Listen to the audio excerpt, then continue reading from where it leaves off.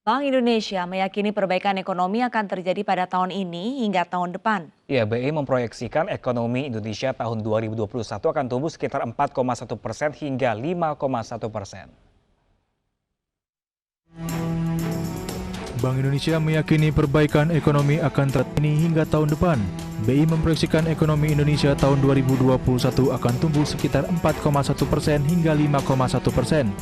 Dan tahun depan di angka 5% sampai 5,5%. Gubernur BI Peri Warjio menyebutkan angka pertumbuhan ekonomi akan terrealisasi dengan didorong oleh ekspor dan investasi. Seiring adanya pertumbuhan ekonomi global yang membaik, maka akan memberi peluang bagi peningkatan ekspor Indonesia. Sementara untuk investasi, Peri menyebut akan bergantung pada implementasi Undang-Undang Cipta Kerja yang akan mendorong efektivitas produksi dan sektor real. Pertumbuhan ekonomi kami perkirakan antara 4,1 sampai 5,1%, sementara tahun depan 5 sampai 5,5% di tahun 2022. Sumber pertumbuhannya tentu saja ekspor yang pertama, yang kedua tentu saja ada investasi termasuk juga penerapan implementasi Undang-Undang Cipta Kerja dan tentu saja stimulus dari fiskal dan tentu saja dari juga konsumsi. Selain itu, Peri menambahkan bahwa konsumsi tetap menjadi aspek penting dalam mendorong pertumbuhan ekonomi. Namun hal tersebut masih akan bergantung pada progres pengendalian pandemi melalui program vaksinasi COVID-19.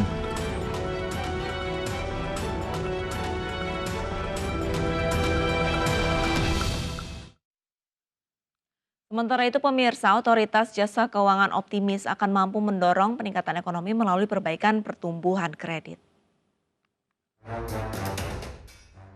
Ketua Dewan Komisioner Otoritas Jasa Keuangan Wimbo Santoso menegaskan secara umum stabilitas industri jasa keuangan masih terjaga. Berdasarkan rencana bisnis perbankan, OJK melihat bahwa seiring pada keyakinan vaksin COVID-19 berjalan sukses, maka perbankan optimis bahwa aktivitas ekonomi mulai membaik.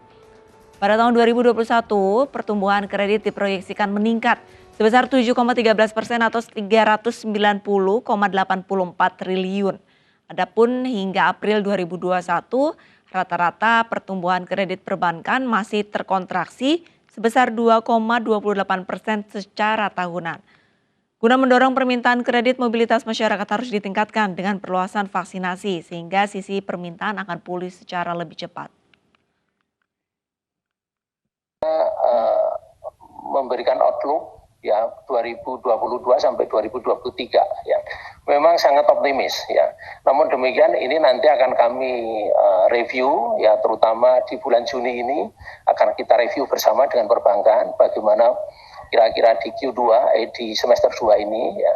Kalau memang pesimis tentunya akan kita lakukan adjustment ya, dan kita lakukan itu secara periodik. Pemerintah melalui Kementerian Koperasi dan UKM terus menggenjot pengembangan UMKM di tanah air. Salah satunya dengan menggandeng lulusan sejumlah universitas yang akan menjadi inkubasi bisnis sekaligus penciptaan wirausahawan baru. Menteri Koperasi dan UKM Teten Masduki memastikan pihaknya akan memperkuat ekonomi rakyat melalui koperasi dan UMKM secara masif. Teten akan mengedepankan pendekatan profesional kepada lulusan universitas untuk bisa masuk inkubasi bisnis sehingga menciptakan wirausaha baru yang akan menjadi the future UMKM. Bahkan pihaknya akan melakukan pendampingan baik dari produk UMKM, akses pembiayaan hingga akses market untuk UMKM sehingga mampu masuk dalam rantai pasok baik domestik maupun global. Terlebih, wirausaha di Indonesia hanya sebesar 3,4% dari penduduk Indonesia.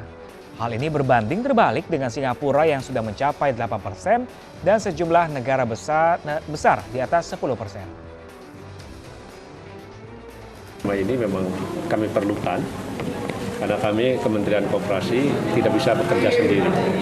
Ya, kita perlu kolaborasi, apalagi kami sekarang sedang menyiapkan the future SME yang lebih punya daya saing, kapasitas produksinya juga cukup bisa memenuhi pasar itu.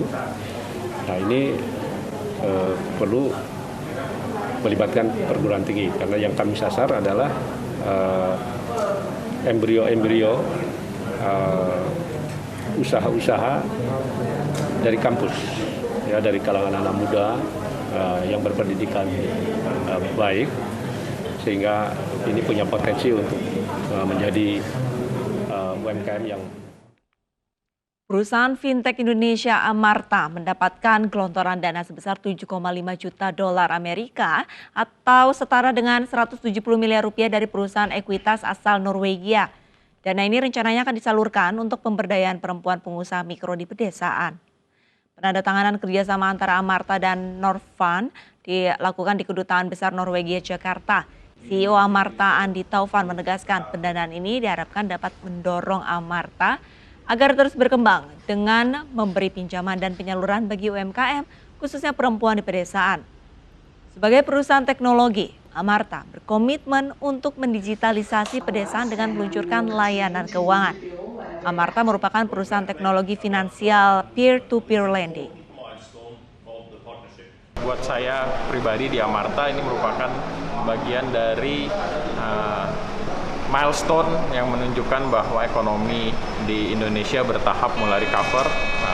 Confidence dari negara-negara di luar untuk berpartisipasi membangun kembali UMKM Indonesia juga semakin kuat.